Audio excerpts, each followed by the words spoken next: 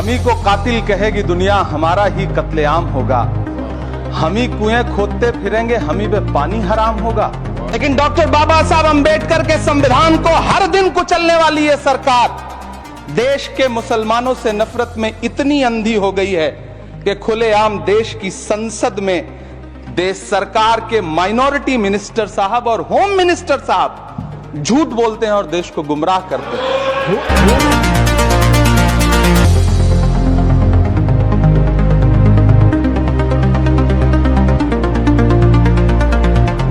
ये जो वक्फ की जमीनें हैं, ये हमारे पुरखों ने धार्मिक कामों के लिए डोनेट किया है, तो हम भी तो इसी देश के नागरिक हैं, हम भी तो इसी देश के बेटे हैं, तो वक्फ की जमीनें भी तो इसी देश की जमीनें हैं, उनको पराया क्यों बोलते हैं आप?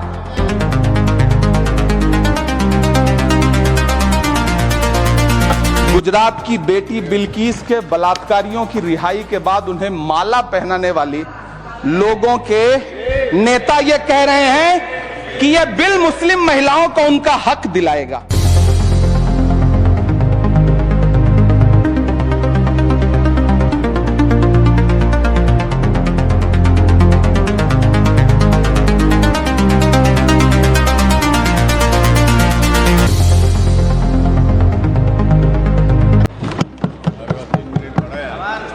धन्यवाद सभापति महोदय।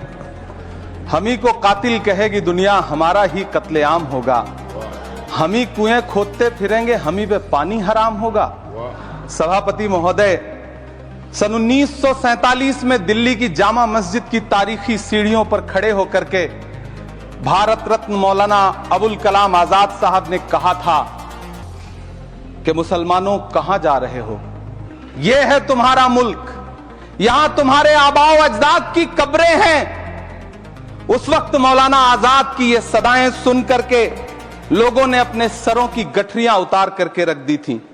आज उसी दिल्ली में मौजूद देश की संसद में एक बिल आया है जो हमसे उसी जामा मस्जिद की सीढ़ियों के सबूत मांगेगा, जो उन्हीं सीढ़ियों के पास अपनी कब्र में सोए हुए मौलाना आजाद को फिर से कब्र से सदा देनी पड़ेगी कि ये जो कब्र है वो मेरी कब्र है, ये किसी सरकार की जागीर नहीं है। सभापति महोदय, मैं जहां खड़ा हूं इसी संसद भवन के सामने सड़क के उस पार अपनी कब्र में सोए हुए भारत के पूर्व राष्ट्रपति फखरुद्दीन अली अहमद की कब्र है। शायद अब उस कब्र से भी सदाएं आए कि ये कब्र मेरी कब्र है, ये सरकार की जागीर नहीं है। सभापति महोदय, मैं वक्फ कानूनों में किए जा रहे संविधान विरोधी बदलावों के खिलाफ बोलने के लिए खड़ा हुआ हूं। संविधान का आर्टिकल 14 हो, 29 हो, 30 हो, चीख चीख कर कहता है कि देश में सब बराबर के हकदार हैं। आर्टिकल 26 कहता है कि सबको अपने अपने मजहबी कामों के लिए मंदिर, मस्जिद, गिरजाघर, गुरुद्वारों का निर्माण करने का हक है और उसका रखरखाव का भी हक है। लेकिन डॉक्टर बाबा साहब अंबेडकर के संविधान को हर दिन कुचलने वाली यह सरकार देश के मुसलमानों से नफरत में इतनी अंधी हो गई है कि खुलेआम देश की संसद में देश सरकार के माइनॉरिटी मिनिस्टर साहब और होम मिनिस्टर साहब झूठ बोलते हैं और देश को गुमराह करते हैं। झूठ शब्द असत्य बोलते हैं। सरकार ने इस बिल का नाम उम्मीद रखा है। मंत्री जी कल से इसे देश के मुसलमानों के लिए नई उम्मीद बता रहे हैं। नहीं मंत्री जी, न तो यह बिल मुसलमानों के लिए नई उम्मीद है और न ही उम्मीद की नई किरण। सभापति महोदय, भाजपा ने पूरे देश में वक्फ के नाम पर कई सारे झूठ फैलाए हैं। आइए आज उनकी सच्चाई पर बात करते हैं। वक्फ ट्रिब्यूनल को ऐसे बताया जाता है जैसे वक्फ ट्रिब्यूनल कोई मजहबी खाप पंचायत हो। सभापति महोदय, जबकि सच्चाई यह है कि वक्फ ट्रिब्यूनल भी तो सरकारी न्यायिक विभाग है जिसमें सरकार द्वारा नियुक्त जज होते हैं, जिसमें प्रशासनिक अधिकारी होते हैं, कहीं ऊपर से थोड़ी आ गए।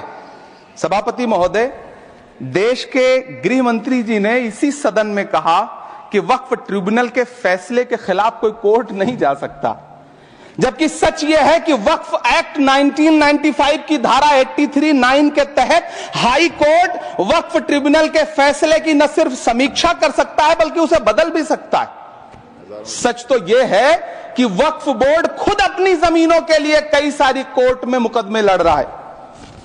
सभापति महोदय, दिल्ली की जिन 123 संपत्तियों को लेकर कल माइनॉरिटी मिनिस्टर, होम मिनिस्टर साहब और अभी आदरणीय नेता सदन बात कर रहे थे, आइए उनकी सच्चाइयों पे भी बात करते हैं।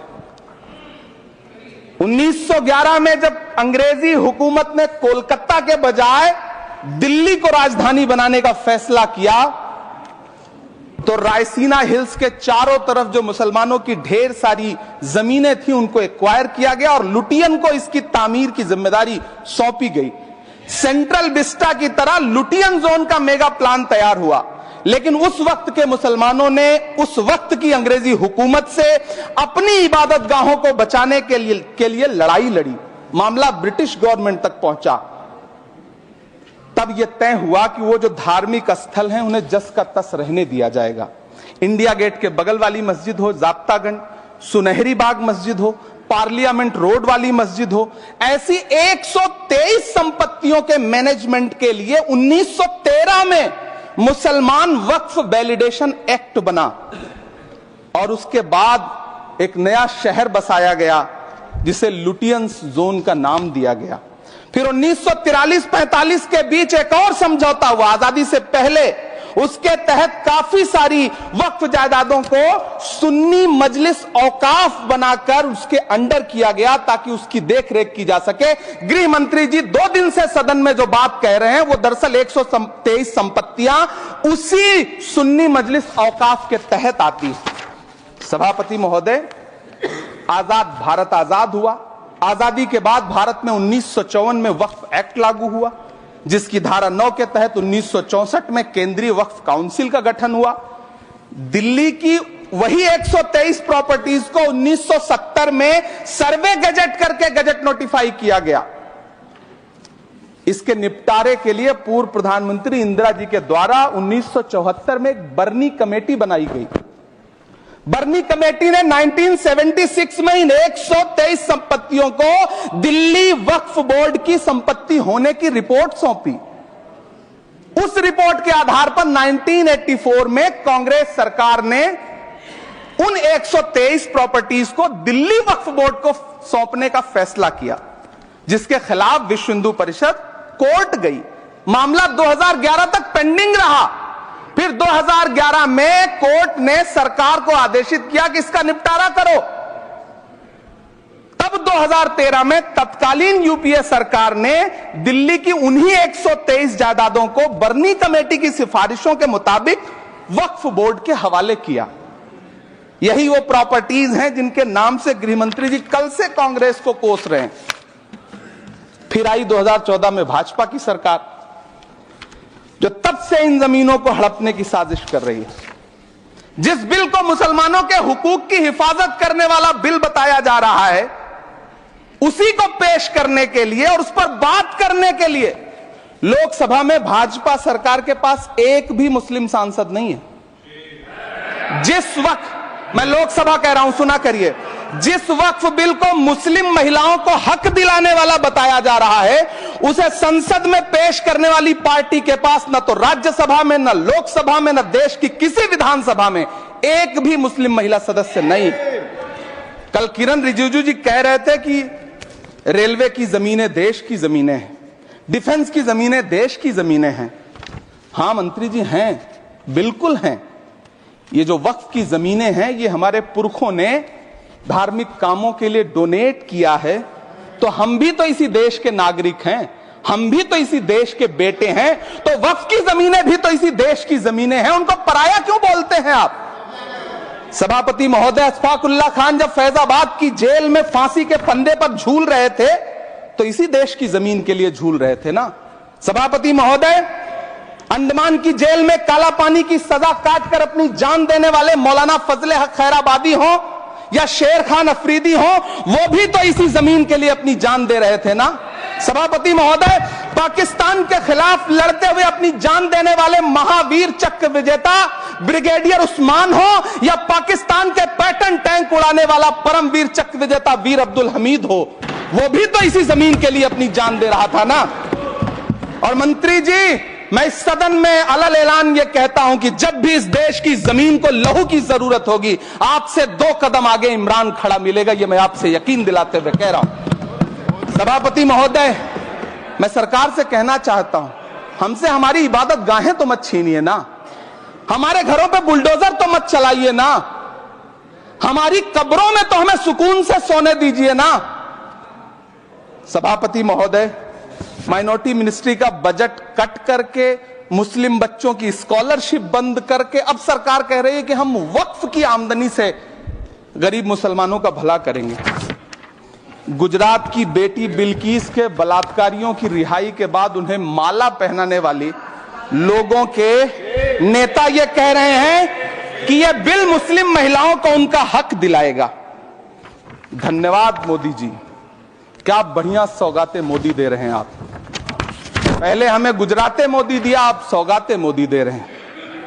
लेकिन यह सरकार इतना याद रखे कि इसी ठसक के साथ देश की संसद में सीए का कानून भी लाया गया था और कहा गया था बड़े बड़े भाषण देकर के कि पड़ोसी देशों से हिंदू भाइयों को ला करके यहां नागरिकता दी जाएगी। लेकिन मैं आपके संज्ञान में लाता हूं सर कि पिछले इतने दिनों में इनसे नागरिकता लेने के लिए 2000 व्यक्ति भी नहीं आए, जबकि इसके उलट इन्हीं की सरकार में पिछले 10 साल में 15 लाख से ज्यादा भारतीयों ने भारत की नागरिकता छोड़ करके दूसरे देश में जाकर के बस गए।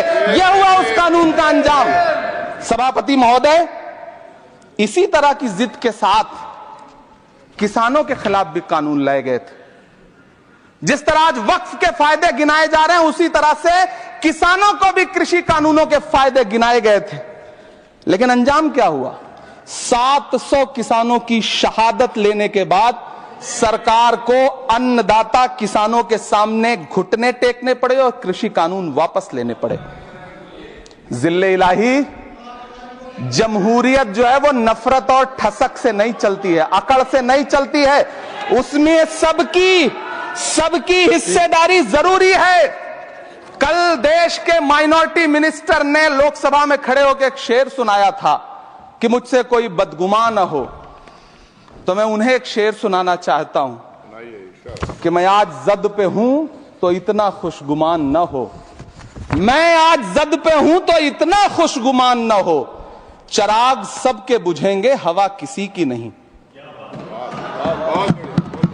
नीतीश कुमार जी हो, चंद्रबाबू नायडू जी हो, चिराग पासवान जी हो, जयंत चौधरी जी हो, देवे गौड़ा जी हो, जीतन राम मांझी जी हो, सबको समझना पड़ेगा कि जब जंगल में आग लगती है तो न वो बरगद बचते हैं जो हवा को आंधी में तब्दील करते हैं, न वो बांस बचते हैं जो आपसी रगड़ से चिंगारी पैदा करते हैं।